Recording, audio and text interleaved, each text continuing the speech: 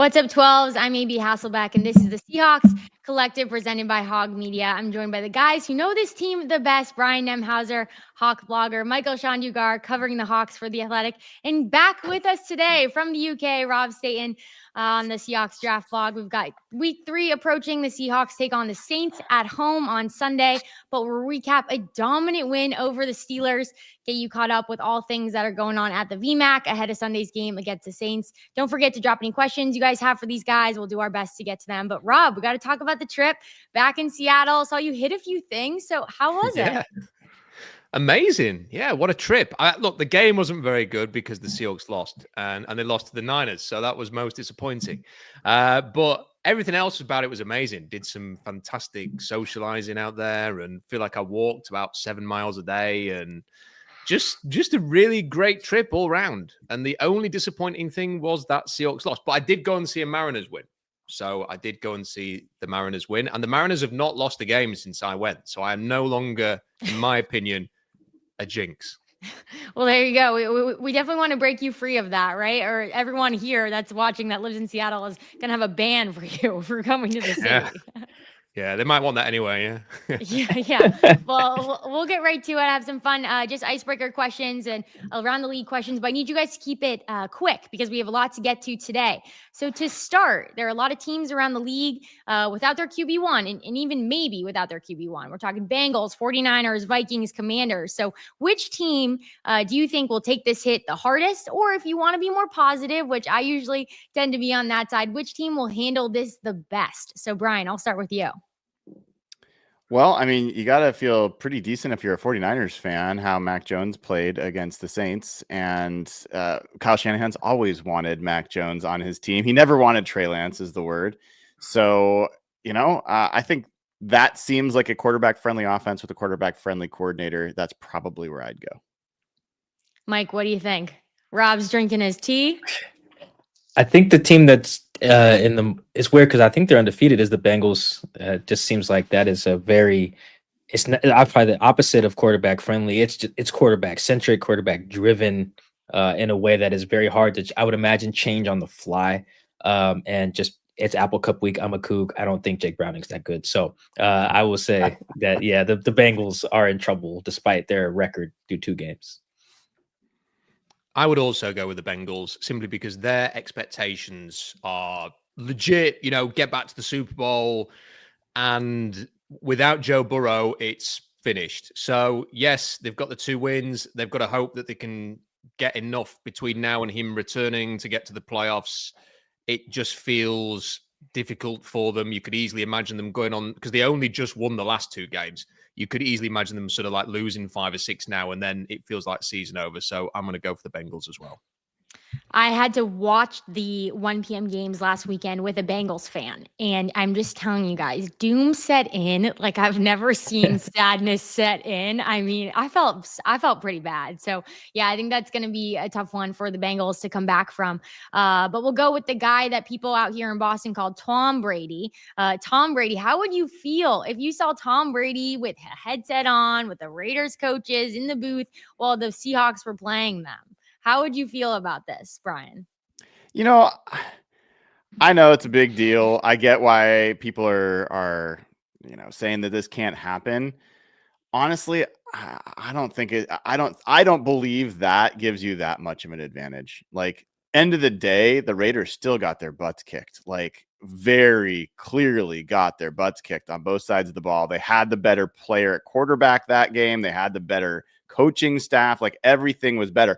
And I'm a Pete Carroll and Geno guy, but I don't care if you have 10 Tom Brady's telling you everything that's coming. If you've got a more talented, better coach team, they're going to win. I would like to shout out to my guy, Tashawn Reed, who I'm reading his story on this. Actually, his first day at the Washington Post, he used to cover the Raiders for us at The Athletic. There's a quote from his story that I want to read here, pertinent. It says, Brady is scheduled to call the Chicago Bears game Sunday at Soldier Field against the Dallas Cowboys. The Bears play the Raiders a week later in Las Vegas. Like, the optics are just bad. Like, that's very unserious. Like, in these production meetings, I've never been in one. To my knowledge, you're not sharing state secrets. But the optics in a sport where paranoia is rampant, where you can't have players gambling even on college games, because of this perceived, integrity you're trying to maintain. The fact that you just have Brady literally meeting with the team before his team plays them, that's just such a bad look. Even if Brian's right, there's no tangible effect, I don't think, but it just looks so bad. I just want to know how Tom Brady has managed to work out a way to have more than 24 hours in a day, because he's sort of in the booth there. He's calling a game. You have more than 24 hours, Yeah. Rob. Who's You're calling talking, it like Rob? past midnight over there right now. I want to know his secret, because then he comes over to England. He co-owns a soccer team over here. He's starting a flag football thing.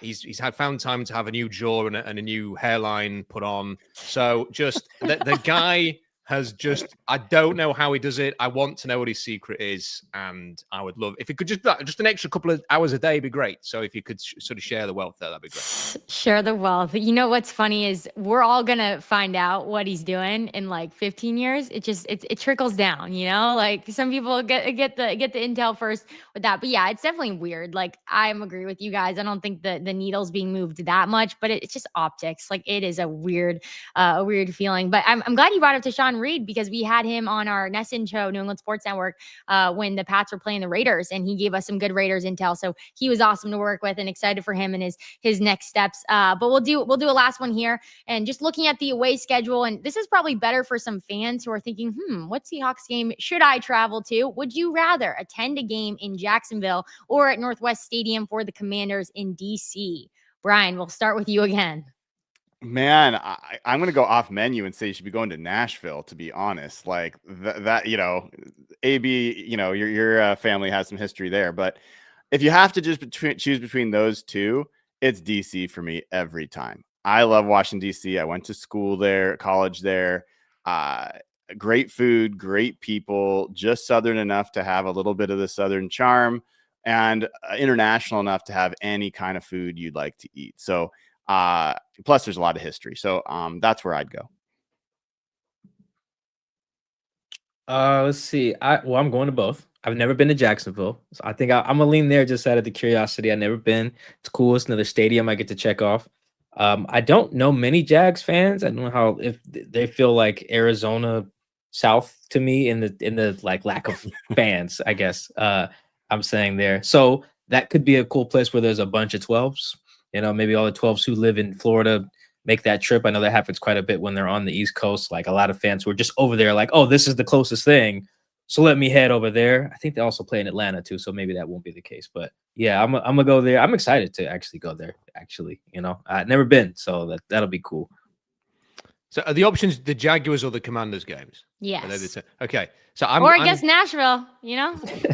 Well, I'm going to Florida in December, and I do like Florida, but I've been quite a few times now. So if I was I have not been to DC, and it kind of feels like a place that you have to go at some point in your life. So I would probably go to see them play the Commanders.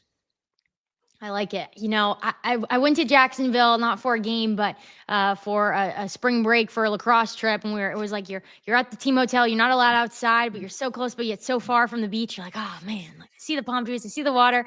So maybe I would go there for that. But let's get to the game, because the Seahawks made new franchise record with 7 straight road wins, beating the Steelers 31-17. And if you didn't see the game, we can recap it for you in 2 words. George Holani, talk about knowing the rules and literally legit chasing edges of the end zone. Holani recovered a ball off the kickoff that gave the Hawks a 24-14 lead, his first career touchdown. And I'd love to know this from you guys, because this is not a play that you see often at all in the NFL. So what was your initial reaction, Mike, when you watched this go down? Yeah, usually when guys make like horrible blunders, like I'm like, oh man, that he's tripping. Like what a dummy, like Jacoby Myers, I think on the Raiders, like threw the ball backwards, on their final play, and like he was on the Patriots. Chandler Jones picked it off, I think, and like scored, at the end of the game. I was like, oh wow, that's ridiculous. In this case, it's similarly silly, but I actually felt bad for him, especially when I looked him up and saw he was a rookie. It's relatively new rules with the landing zones and stuff. I was like, oh damn, man, he's probably done. And he's like a 3rd-round rookie too, and it wouldn't be surprised if I'm getting some notification on my phone. It's like Ian Rappaport, the Steelers are getting rid of 3rd-round rookie Caleb Johnson, blah, blah, blah. Like that, I actually felt bad for the kid because that's the type of stuff that a no-nonsense coach. It feels like coaches are in this like get rid of the special teams blunder guys faster. Maybe that's always been the case, but it just feels like it now. We see Mike McDonald do it last year. I think Aaron Glenn got rid of their guy after week 1. Xavier Gibson, I believe. Jake Moody's already gone from the Niners. Like, yeah, that I felt bad for him. Can I just? Rob, I want to know, Rob and Mike and AB. Do you buy, like Mike Tomlin's like, we talk about the rule every day, like every day of our lives. Every day of our lives. I don't buy it for a second. I bet that they never talked through that scenario with that kid, and then he gets hung out to dry. Now, he also fumbled the first week of the season against the Jets. Yeah, like tough start. You always, you root for every, kid out there to succeed. But from a Seahawks perspective, huge kudos to George Halani for benefiting from, he actually did know the rules as a kick returner himself. And not only that, but that was not an easy recovery. I talked to him in the locker room afterwards. I'm like, how did you kind of do that? And he's like, I ran as fast as I could. Then I tried to like curl myself around, and I watched the replay, and I'm like, man, I think there's probably ways to do that a little bit more certain than he ended up doing it. But to his credit, he did it. Like there is probably a, like hair difference of that. The story being, man, George Halani blew it by not staying in bounds on the recovery, but he managed to do it and change the course of that game and maybe change the course of the season.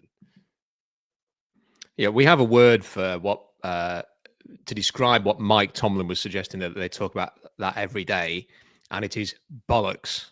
They did not talk about that every day because there's absolutely no way that player was aware of the rules, and he has been hung out to dry a little bit by their lack of preparation. I thought it was great. I mean, I was watching it thinking, what's going on? Like, what's going to happen here? Like, is it a touchdown? Is he even stayed in bounds at one point?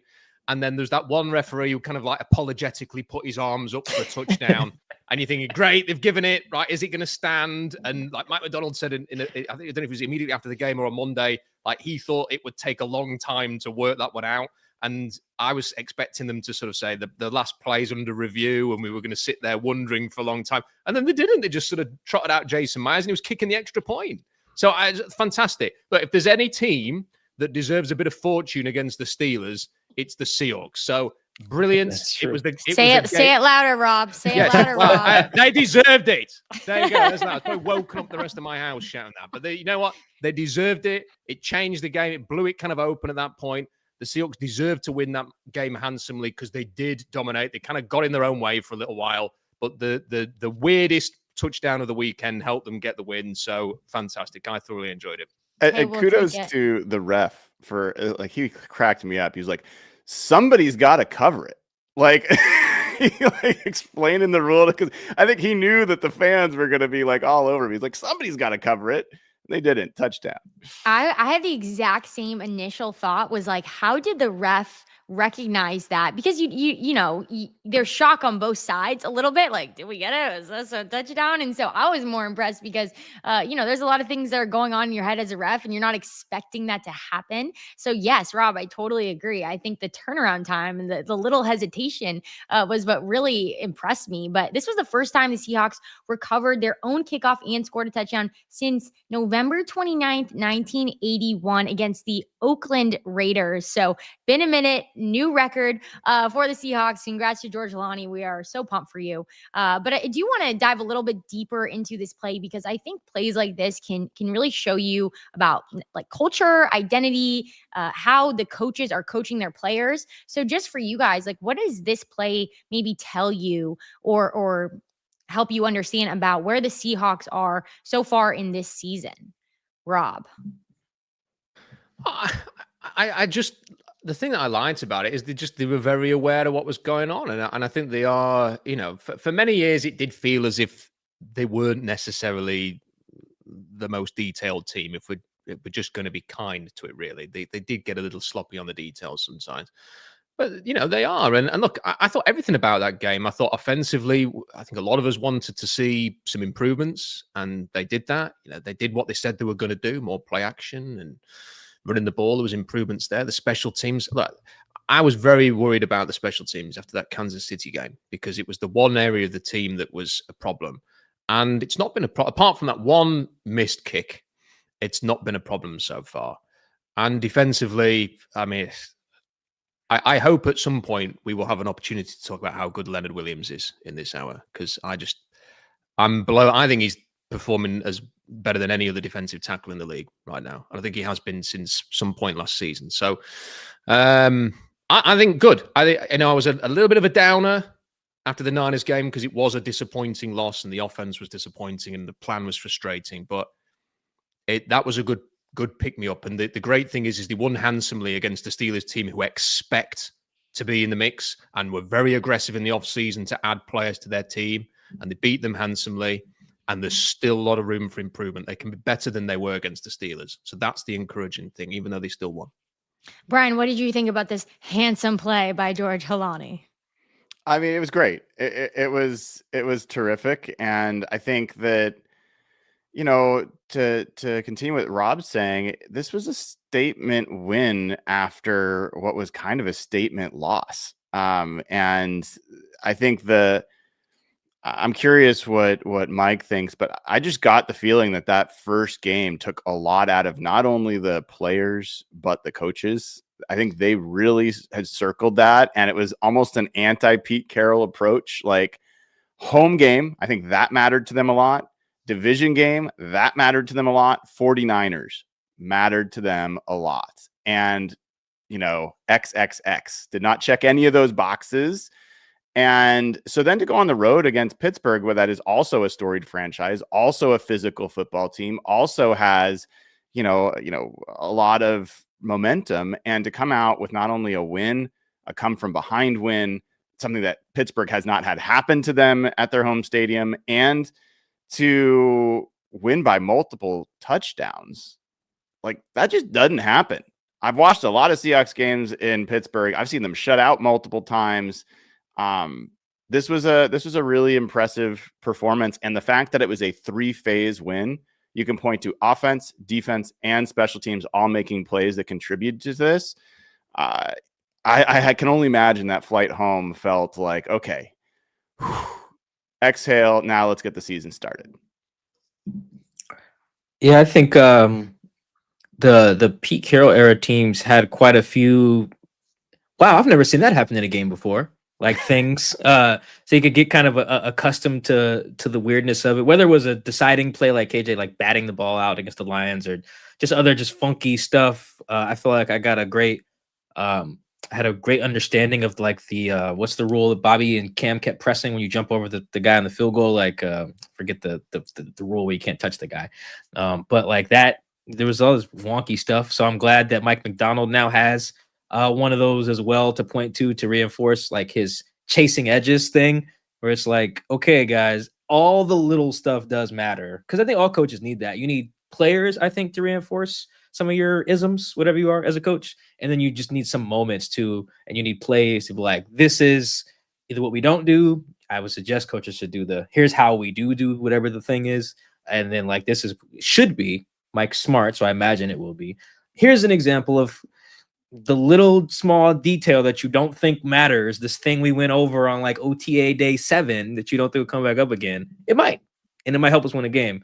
So be on your stuff. I hope Mike uses that. I know Pete did too. They had a lot of weird things happen, weird times where you're looking up the rule. Michael Dixon kicking the punt twice against the Rams. That's when I had to look up, so I hope he uses it for that, because I think that'll be important, because the Seahawks don't play normal games.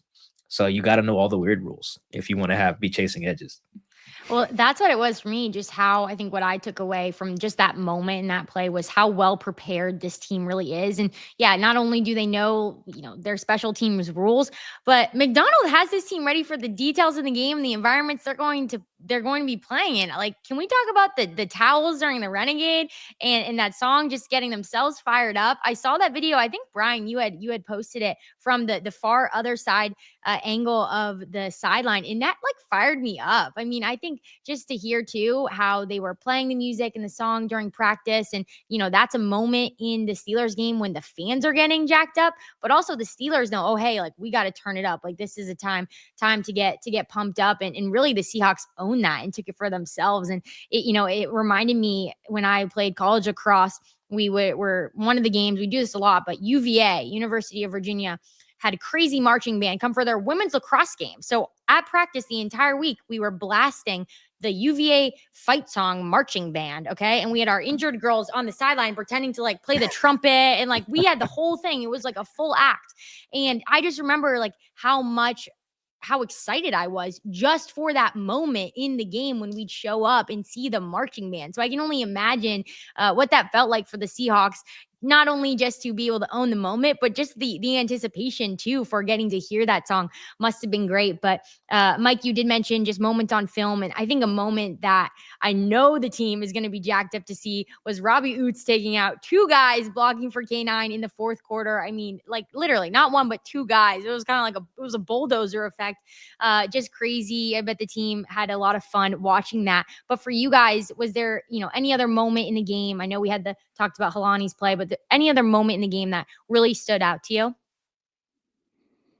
I mean, for me, one quick aside before I get to the moment, you talked about the towel waving on the sideline. Like, I wish I would have gotten Ernest Jones on that. Like, he keyed me to it because he saw it before anybody else, and he started jumping up and down on the field, and then all the towels started. Like, I think that was a pretty key like team moment. But for me, it was honestly the first drive of both halves, and Sam Darnold on third down, converting to JSN twice on that first drive on 3rd and long.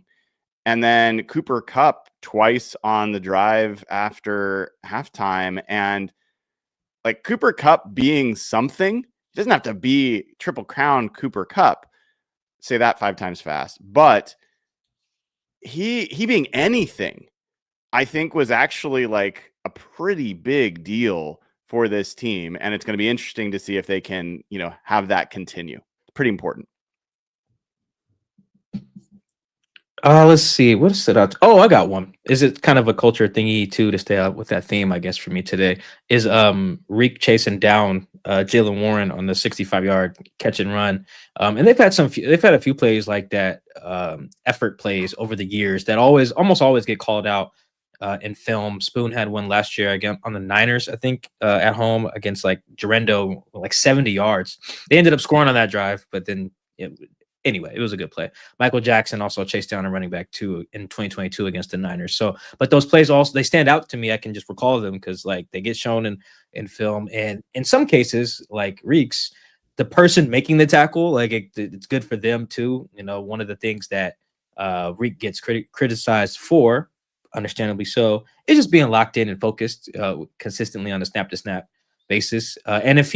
And tackling. His tackling has been criticized quite a bit too. Both of those things, talk about checking boxes. Boom, boom, full sprint. Well, actually, he was jogging because he's, the fastest guy on the field. But like to run down there, make that play, and then I believe that's when Kendrick intercepts Rodgers, so you get 0 points after an explosive. That was huge, and it was no shock at all to see Mike McDonald call that out and shout out Reek, because there's just moments that guys have where you can say like, oh, Mike McDonald's going to love that, like that. And that's it. It's an effort play. It took no talent to do that. Like some plays are great. It's a great catch. It's a great throw, blah, blah, blah. But that's what Mike and a lot of coaches really love. It's like, I shouldn't have to coach you to go chase a guy down. And for Reek to do that after giving up the game winner last week, that was cool. That stood out in real time. And then when Mike shouted it out, I was like, oh yeah. Boom. Good for Reek, and good for the rest of the guys too. Because if that shows them, if you do have a bad game, everyone will have one. You can get back on the right side of things now by just playing super well the next time, but also just playing hard as hell, and having good effort plays. Can I give 3 quick mentions? One was there was a play where Aaron Rodgers got out of the pocket and he was running towards the first down marker, and Aaron Rodgers 10 years ago would have frustratingly glided like a gazelle beyond that first down marker. And instead, because he is a year older than me now, and we're both getting up in age, he just curled up in the fetal position and took 2 big hits from 2 Seahawks defenders, which was, I just found that very amusing. You know, to see how the mighty have fallen. Maybe the other one was the deep shot to Jack Smith in Jigba. Having not seen enough of that last week, great to see such a big play to basically finish the game with a bit of swagger and a bit of aggression there, like that. And then the other one was the Ken Walker touchdown, where obviously Gray's, everyone sort of latched on to the brilliant play from Zabel, who was like 25 yards downfield. But I love the fact that Charles Cross got out to the sideline as well and hammered somebody too. So there were just bodies all over the field as Ken Walker was running through. And that's the kind of play that I enjoy. Hey, we love to see people get downfield. But another moment that I remembered while you guys were talking was just McDonald in the dance circle in the locker room. Like, Brian, you mentioned how you thought the plane ride would be fun. I mean, I wanted to be in the dance circle. That was awesome. What were you guys just thoughts? No, he didn't. He had a nice little shuffle back. You know how that was? Yeah, a little moonwalk out. Yep. Yeah, that's what made that great. Him just having no desire to be in there. Also, it's funny for me. I know the song that they were dancing to, very common. But I'm sure Mike McDonald had no idea what song that was. And it's funny because when it's Pete, it's like 70-plus-year-old white dude, right? But then you hire a 38-year-old guy, and you're like, oh, he can relate to the players, and it's like, yeah, yes and no. I'm sure. Go ask Mike McDonald right now. Mike, who's Bankroll Fresh? You know what that is? And like, I got nothing for you, Nor do I expect him to, but that's what made that funny to me as well. Like, relating to the players only goes so far for certain cats. So that was funny. Can I confess? I don't know who Bankroll Fresh is either. Apologies. That's fine. The song. Let me see what the song is called. Now you do, Rob. Now you. What was the song? Put McDonald in his next music video. That'd be the real thing. What was the song that the Steelers play that all the tight ends were like, the Sticks song. What is that? Renegade. Okay. I'd never heard that either, but it's in my head. I can't get it out. Yeah. Don't you think the Seahawks should just take that song now? Make it an anthem for them the rest of the year, play it at their home games, and It'd be brutal. They would I love it, but man, Steelers fans would not be happy about that. Yeah, the LOB had "These Haters Can't Hold Us back," and that doesn't really apply anymore. But it'd be good for this team to take some kind of ownership over some song.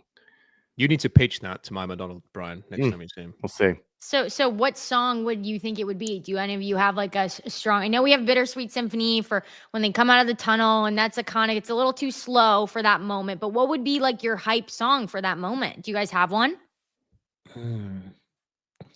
I want the one that they play. We have a term. I can't say the first part of it, but the second part of it is housery. The first bit of that becomes with S. It's a very British term, and it basically means to just be trying to deliberately wind somebody up and shake the cage a little bit. I think that'd be perfect to do that to the Steelers. And look, they can complain about it, and we can just go, "What are you going to do about it? We've stolen your song. We took the victory and took your song at the same time. It'd be beautiful." Rob, I want to run through a wall. Let's go. That was great.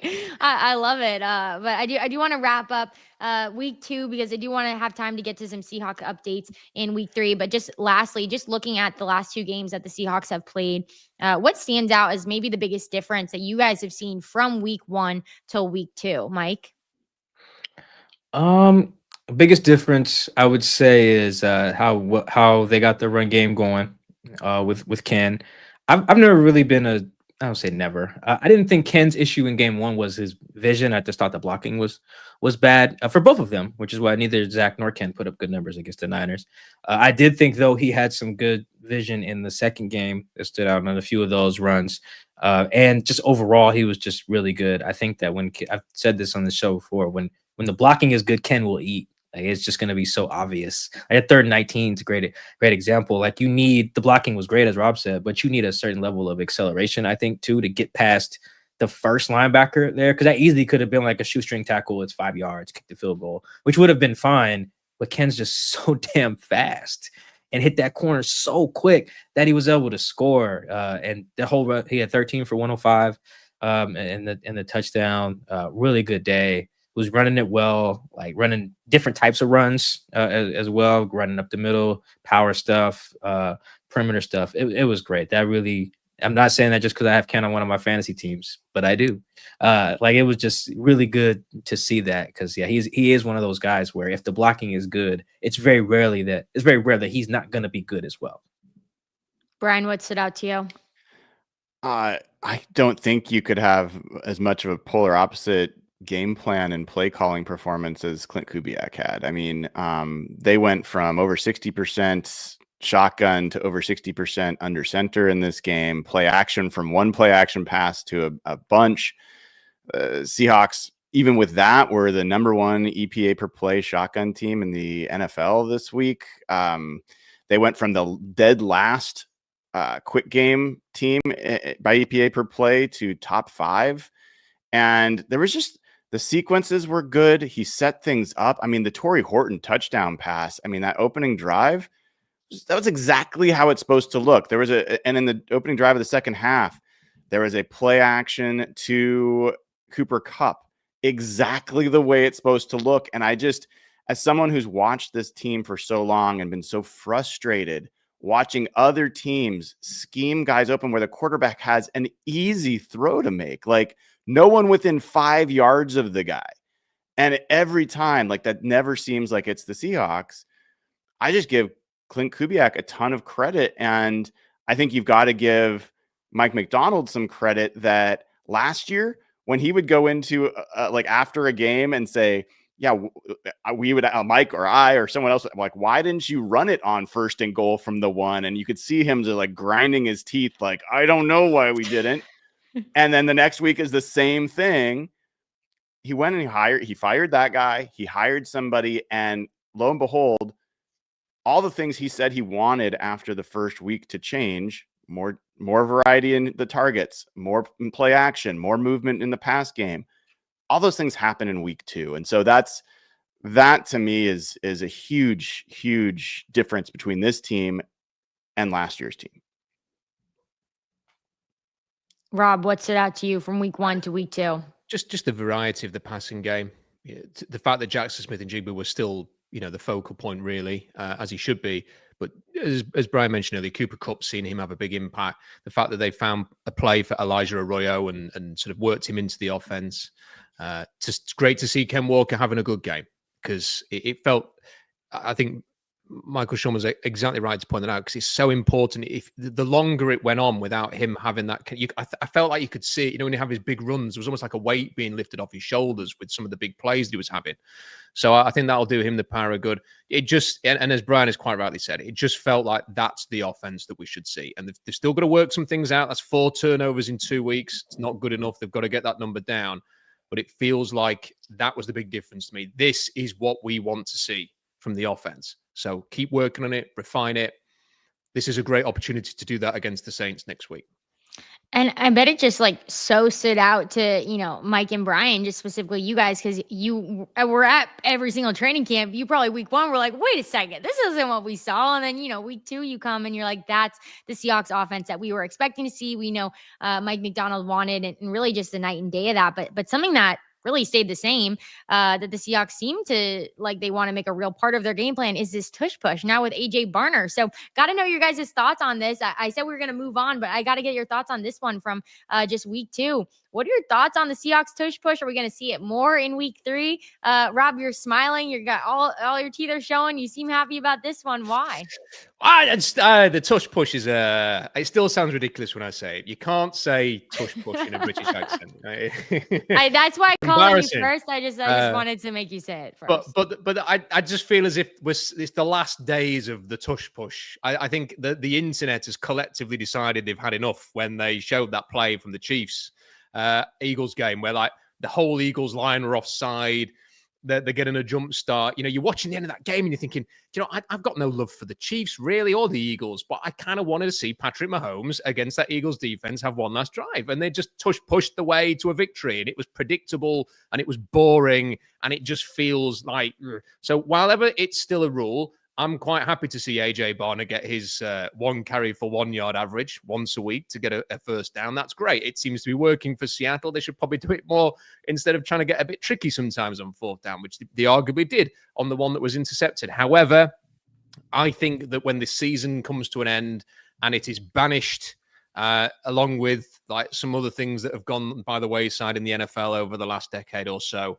I think I'll be pleased. I had no real opinion on it until now, and I'm jumping on the bandwagon. I've been given into peer pressure. I have been influenced by the internet. I've had enough of the tush push.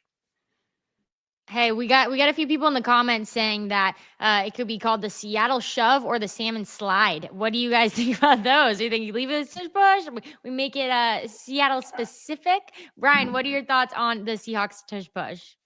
You know, I will not go into the naming. I'm fine with the tush push, but I'll just say this. I mean, I asked Mike McDonald about it because I was befuddled that on that short yardage situation, after AJ Barner has done it in back-to-back weeks and got the first down both times, that they felt like they needed to run not only a different play, but a play action pass play on that. And I was just, the whole point is that if you have that and you feel good about it, if it's a 1 yard play, that's what you do. Like, you don't have to have variety. You don't have to be clever. You just have to do it and do it well and practice it and do it and do it and do it.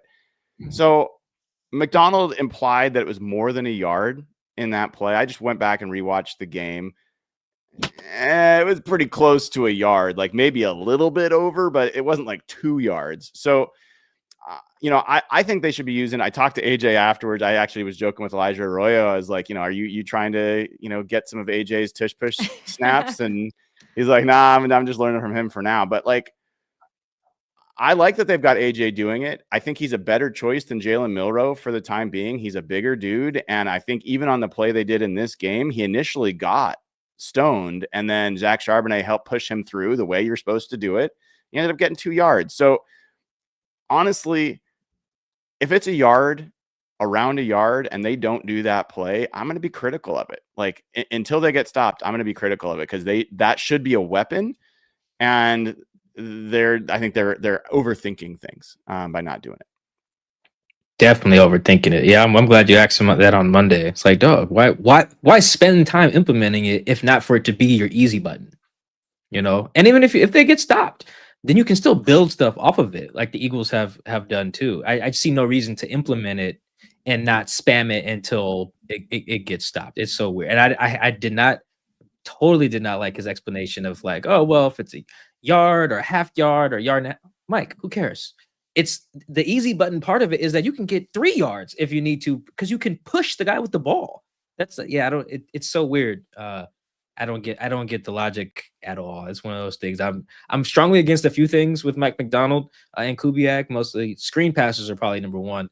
That's quickly becoming number 2, is not spamming the tush push. I just don't get it, man. It's supposed to be your easy button. It can get you 3 yards if the guy is strong enough and tall enough, like AJ is. They're overthinking this times 10.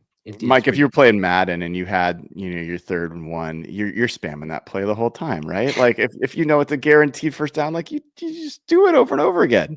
Yeah, especially because of the value, as Mike McDonald went and talked about, either on the radio or in your question, of like the value of possessing the ball, and that's where the league is going. Like, it's just, and then you watch the Eagles game. I had to catch up on the Eagles game later, but yeah, they did it like 7 times. I think I read in that game.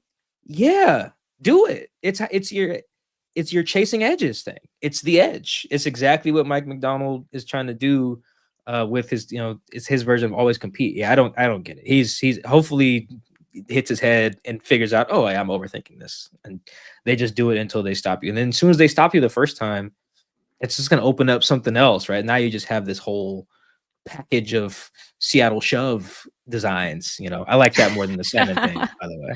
Hey, we'll let everybody else do the naming for us, but I love the easy button reference. I honestly haven't heard the term easy button in so long, like years. So that threw me back. But I do want to spend a little time just on some key injuries that I'd love to ask you guys about and just see where we're at with those. Seahawks still had a really strong defensive performance, missing Spoon and rookie Nick Imwanwori. Spoon out with an MCL bruise, but he was sprinting on the sideline pregame before last week. Obviously didn't play, but just curious how confident you guys are in seeing him week 3, Brian. I'm less confident than Mike McDonald seems to be. Like I watched Spoon, post a million videos of him warming up, and I thought he looked like he was still laboring and not really able to let it go. And then we found out, thanks to Mike asking, that it's an MCL bruise yesterday, is what he said. That doesn't make it any more or less likely. But I mean, you're a nickel corner, like you're a corner in general, lateral agility, stopping and starting. Like there's a lot of pressure on your knee, more than some of the other positions that you might play. I personally wouldn't be surprised if he misses one more week, but Mike McDonald seems to think, well, we might go all the way up to game time with him a second time and see if it works out. So yeah, I'm a little bit more skeptical than it sounded like Mike was. Rob, would you want to see Spoon in this next game, or maybe give him another week of rest? Well, I was one of the many people looking at Brian's videos of Devon Witherspoon before the game, and I thought he looked a bit like me when my daughter says on a tired Sunday morning, "Would you come outside and chase me?" And you're kind of like, "Oh, do I have to?" So that's kind of how he was laboring. So I legitimately don't. So I think they played well enough.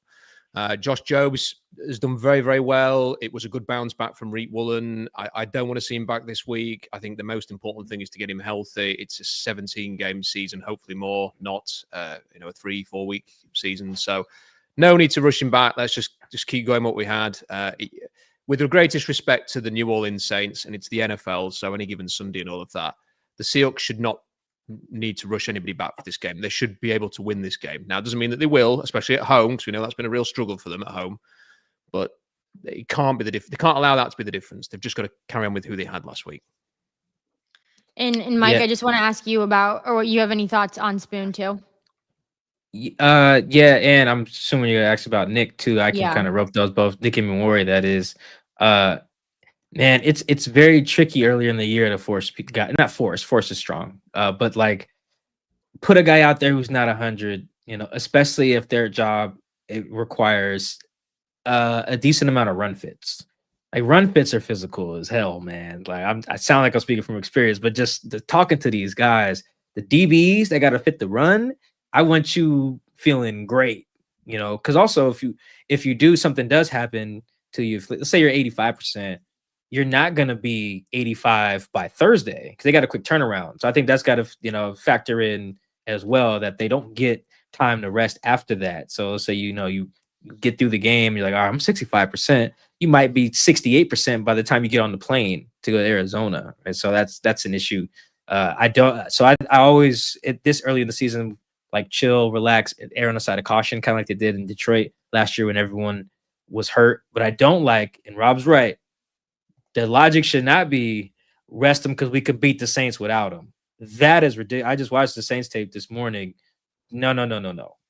Spencer Rattler can come in here and beat you. Like I watched Colt McCoy come in here twice and do it. And I watched Daniel Jones come in here and do it last year too without Malik Neighbors. So that I don't think Mike McDonald would ever get to that thought process.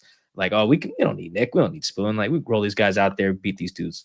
That's how you get smoked. So hopefully that's not the logic. Do it, rest them because it's what's best for their bodies, and you believe in your other guys, not like, oh, our opponent doesn't warrant pushing these dudes out there. Because I've seen that backfire multiple times now, including the references I just made.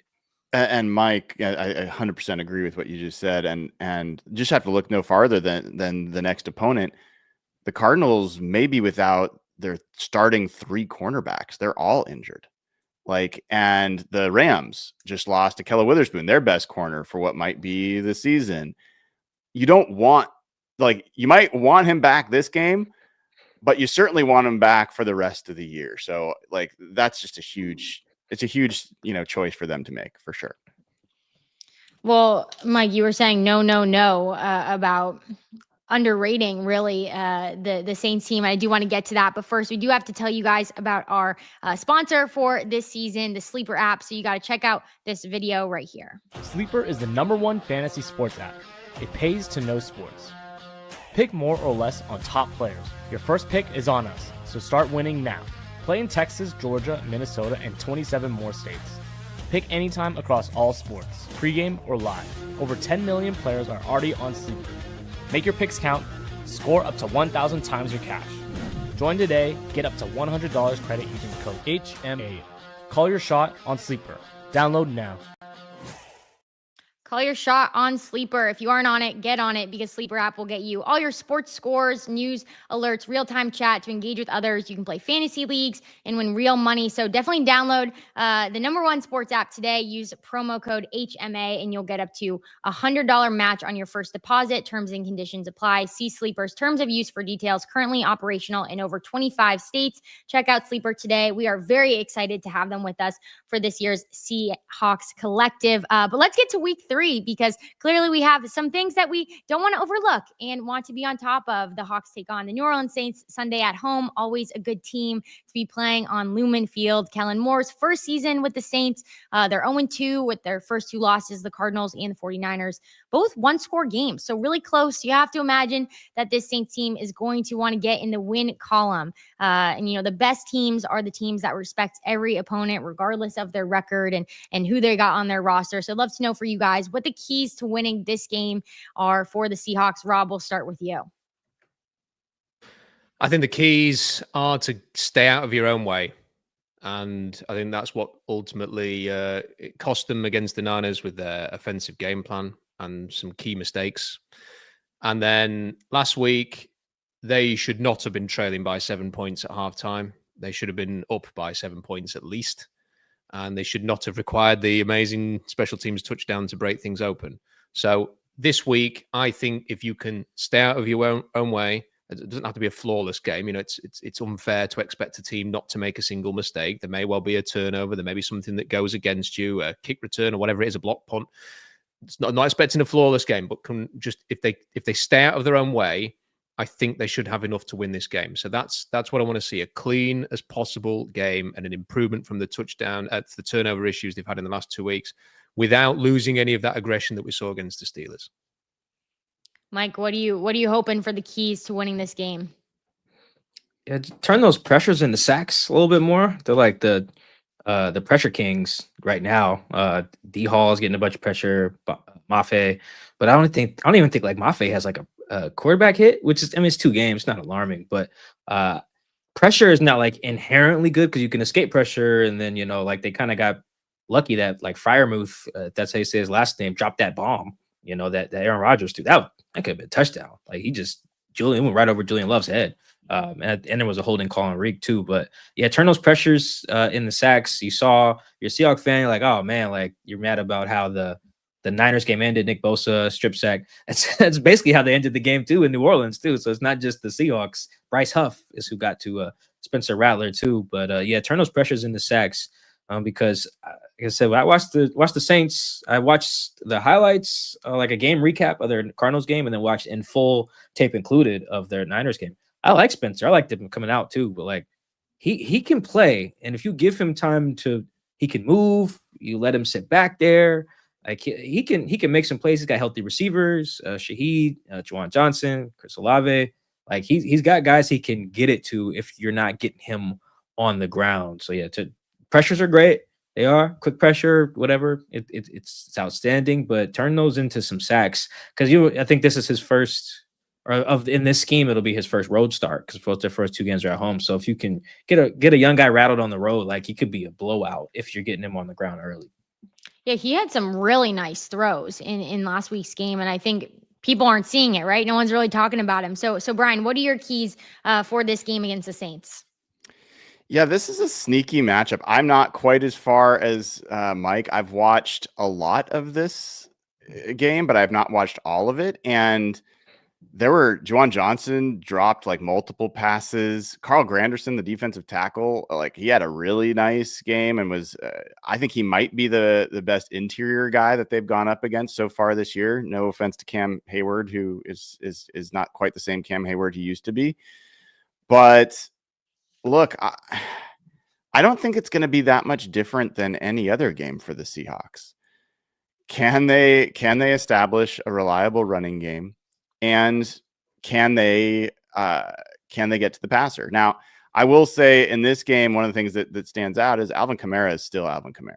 And, that's a guy that has come into Lumen Field and terrorized even good Seahawks defenses in the past. So that's got to be the guy you're focused on. And then I absolutely, it sure would be nice, AB, if maybe Ken Walker and Zach Charbonnet could like average over 1 yard per carry in the same game. Would be a good way to go if they could manage that. I think this Saints team is I haven't finished my whole breakdown, but they're not the layup that I think a lot of people think they are.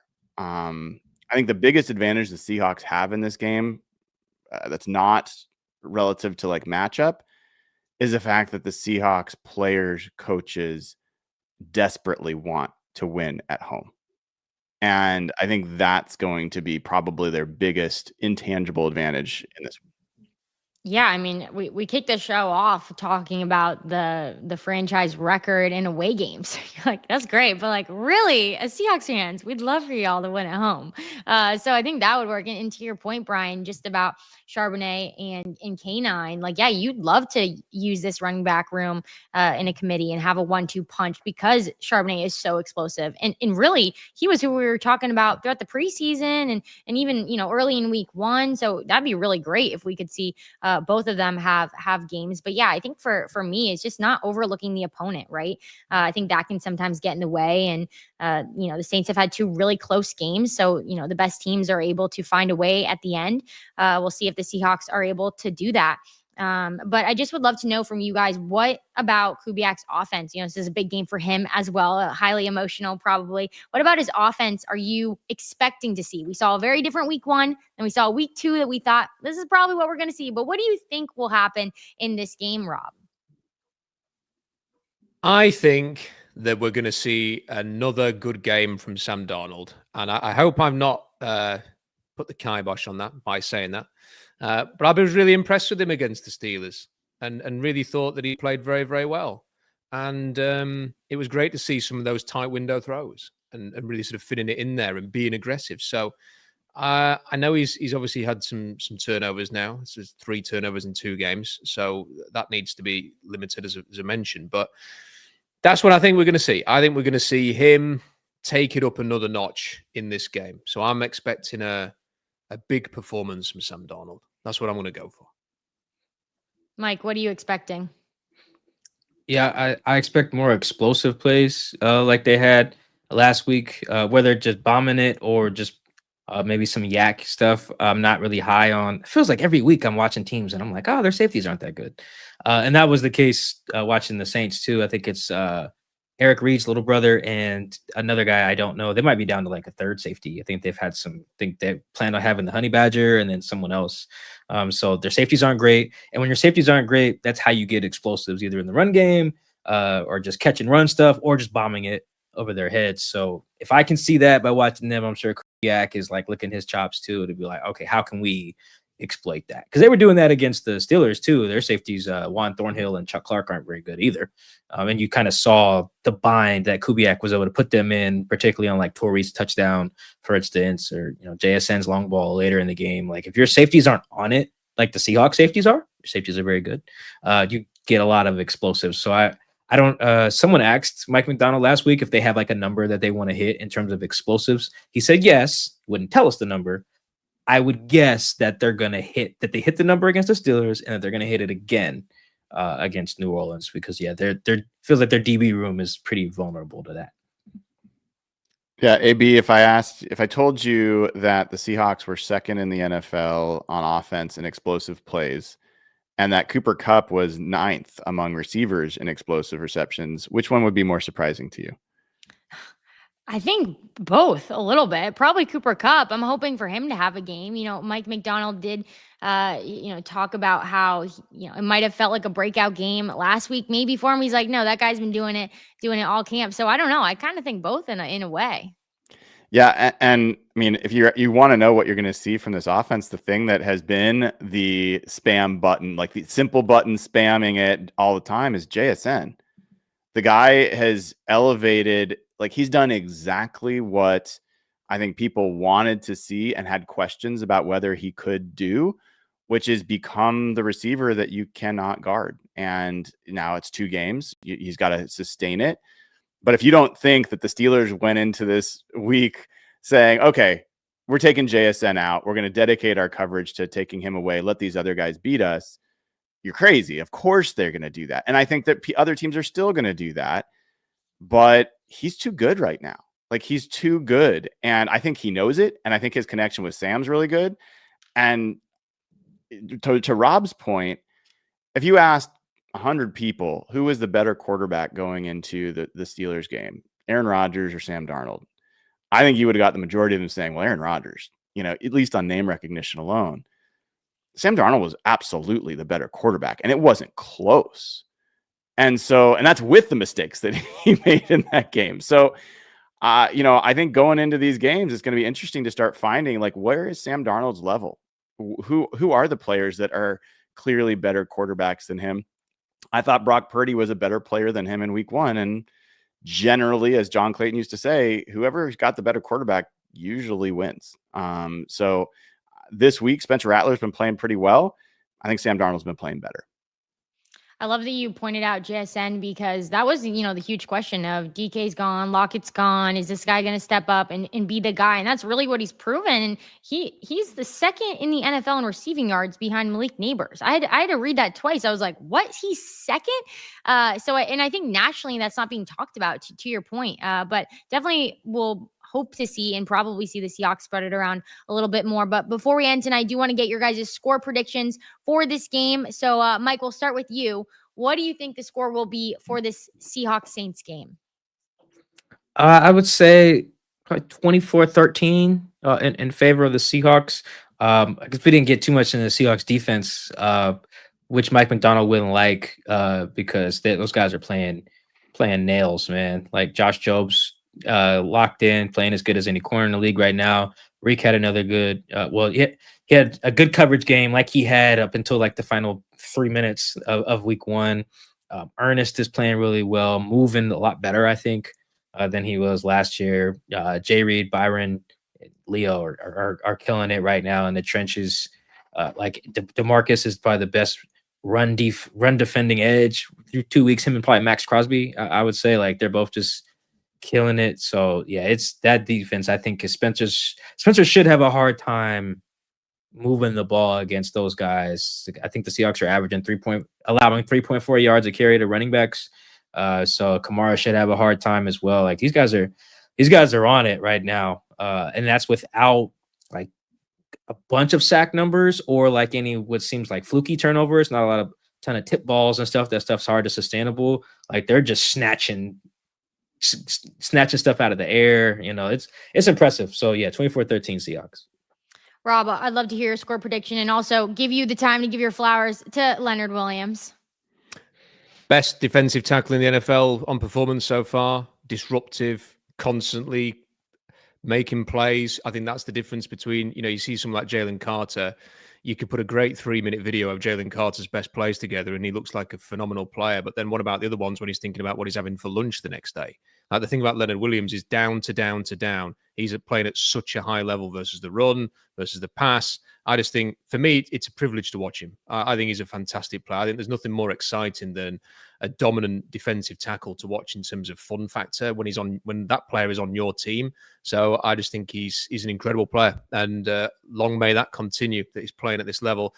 As for the score prediction, I promise I am not taking this game lightly.